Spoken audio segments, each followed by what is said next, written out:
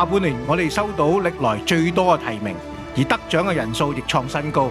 今日座無虛設，反映青少年運動員實力越嚟越強。成個2025年嘅得獎人數咧係上年嘅1.5倍。我想去俾啲掌聲大家，真係犀利！呢個結果完全符合我哋當初嘅期望，亦都係我哋嘅初心嚟嘅。特別想提一點，喺今日見到唔少嘅新面孔。有啲係體育項目係第一次有運動員企喺呢個傑出青少年運動員選舉嘅頒獎台上。我相信我哋會有更多機會見面，而家亦都會有更多新面孔嘅會見面嘅。喺呢度我要衷心多謝善德基金會持續冠名贊助呢個選舉，我非常之感激，因為佢多年來嘅贊助係對我哋嘅青少年一個鼓勵。都特別多謝呢有其他嘅支持機構，包括有運動員希望基金、港協暨奧委會，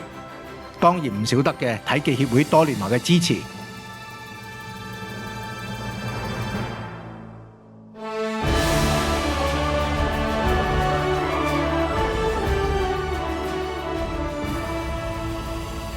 善德由2021年起冠名贊助傑出青少年運動員嘅選舉，